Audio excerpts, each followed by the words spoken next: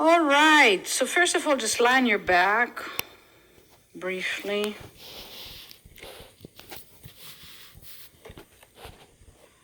Well,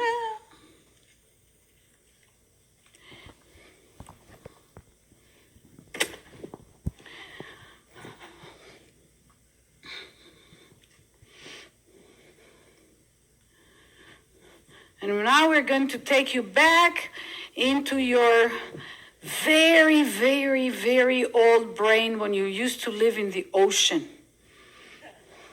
We're going to take you all the way down to the deep, deep waters of the ocean. Because we still have that part of the brain in us, believe it or not.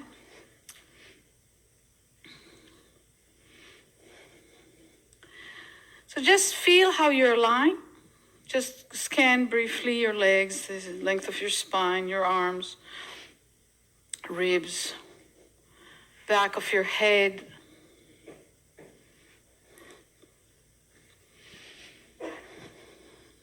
The way you're breathing at this moment.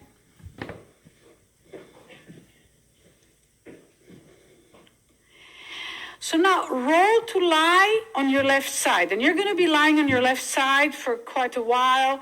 So make yourself comfortable. If you need to put something under your head, whatnot, just make sure that you're comfortable. Make sure that you're really on your side.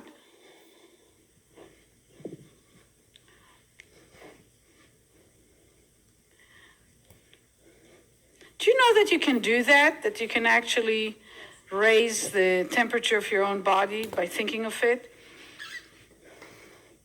You know how I learned it? I traveled with Dr. Feldenkrais, right? And Dr. Feldenkrais had one outfit. He had this blue shirt. He actually had two of them. Very lovely, light color, cotton blue shirts that looked really nice on him. And a couple pairs of pants that used to be from a suit, but he used to wash it himself in his bathtub and hang it. He was very proud. He developed a whole system how to wash his pants with holding a stick remotely and had a whole theory and stuff. It was wild. So he looked pretty disheveled. The shoes that he wore were those Japanese cloth shoes. You know, the sole is rubber and then it's cloth. And those are the shoes he wore no matter. And then he had a jacket. He had a jacket. It was this khaki jacket that had, I assume, some insulation power. But mostly what he had was lots of pockets. And in those pockets, he carried his life. So he had the screwdriver and he had everything. Because he said, you never know when you'll need things. He survived 2 world wars, you know, and so on. So he knew that the world can fall apart any moment. He wasn't like nervous, or he was one of the most quiet people, you know, even people I've ever been with. He was a true master, really evolved man. But it was heavy. It weighed a lot, you know. And in there was a hidden pocket where he carried $10,000 cash, and that was, I'm talking now, 25, 27 years ago. So that was a lot of money then. It's like carrying $100,000 today. So because you never know when you'll need it, right? He walked from Russia to Palestine when he was 12, 13. I mean, of course, the part of the ocean he was on a boat, but the rest of it he walked with other people. So, you know, he had a different perspective on life. But so we're flying from Tel Aviv, where the temperature is, let's say, 30 degrees Celsius, so I don't know, 85 degrees or something like that, and humid and very warm. And then we land in Zurich, and it's snowing, and it's, 20 degrees, 25 degrees. Right? So you go from 85 to 25. We get off the plane, and I wrap myself up. And of course, I didn't have the right clothes because I lived in Israel. So I tried to make myself warm, and I was all nervous. And cloth shoes, same cotton shirt, same jacket. And after I got over being so nervous about being cold, I looked at him and I thought, why is he not cold? Well, first of all, he weighed a lot more than me. But aside from that, I said, why is he not cold? And I asked him, And he wouldn't really give me an answer. So I decided to learn it from him by osmosis. And I used to travel with him. So when we were about to land, I would sit next to him and I would start doing whatever he was doing. And I started being able to really manage big shifts in temperature without changing what I'm wearing. And I learned also how to be warm. Now, because of that, you guys suffer all the time because I'm warm. No, but I like it cool. But the thing is that I realized that to a point, of course, if you're in freezing temperature and you're barefoot and you're going to have frostbites and all that stuff, but to a point, we can really change our experience of temperature. And I'm sure you with your yogis, they probably know how to melt the snow with your body or something. That's not how I know. So how do you know? Because I was raised as a Quaker. You were raised as a Quaker. Quakers I'm familiar with sit in a meeting house that's cold, and they always talk about think warm. Think warm. Yeah, because they're sitting still. Yeah. Okay. Not the yoga. You see how assumptions don't work? Thanks for correcting me.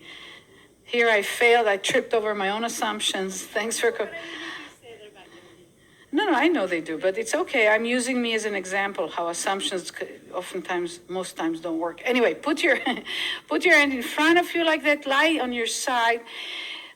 Feel the length of your spine. And now I'm going to ask of you to do a movement. Very slow, very gentle. And by the way, this is a movement where you really don't need a lot of power because you're 100% supported by the ground.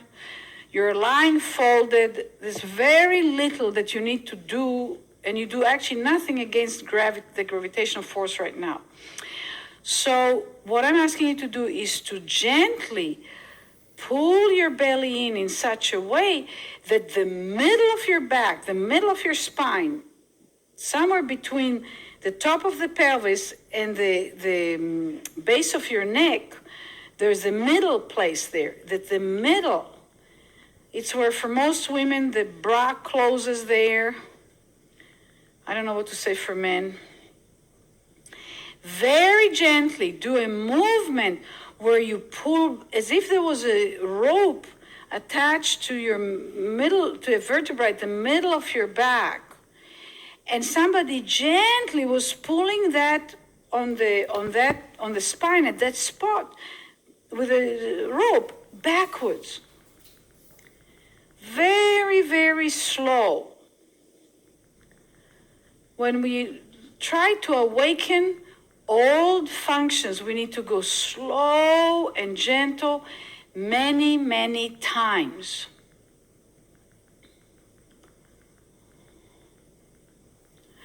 The top arm can be bent at the elbow and the hand somewhere on the floor in front of you. So you're just folded. You're lying there folded. And you pull, you move the middle of your back backwards, straight back. Of course, for that, you need to do something with your abdomen muscles, and you need to allow the sternum and the ribs to move a certain way. And just repeat it many, many times. And notice whether you exhale or you inhale.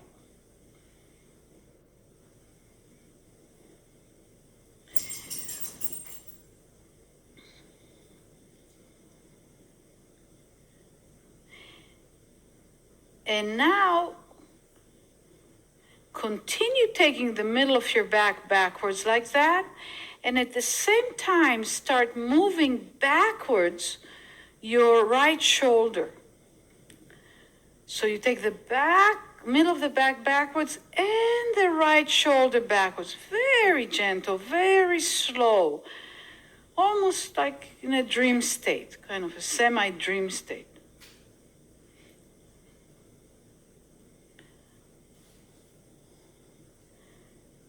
But gentle, slow, and coordinated. So the back moves backwards, and at the same time, the shoulder moves backwards.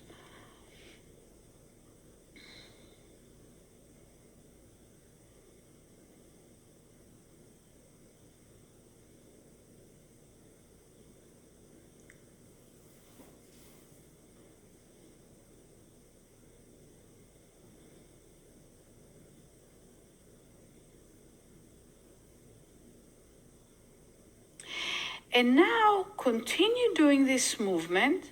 And as you move your back backwards and your shoulder backwards, at the same time, as you do that, very gently start sliding your right hand up on the floor, making it a little longer, and then you come back and you bend the elbow and bring the arm back to where it was. So you put your hand somewhere on the floor in front of you with the elbow bent. You don't straighten the arm forward. What you do is you pull the middle of the back backwards. You take your right shoulder, backwards. And as you take the right shoulder backwards, as it is moving backwards, at the same time, you are straightening the arm up. Up, that means towards the direction of the top of your head. Up is not in front of you. Up is up. I don't know what else to say. Where your head is up. Where not in front, not where your nose is pointing, but where the top of the head is pointing. So you take the back of the middle of the back backwards. Slowly, you move the hand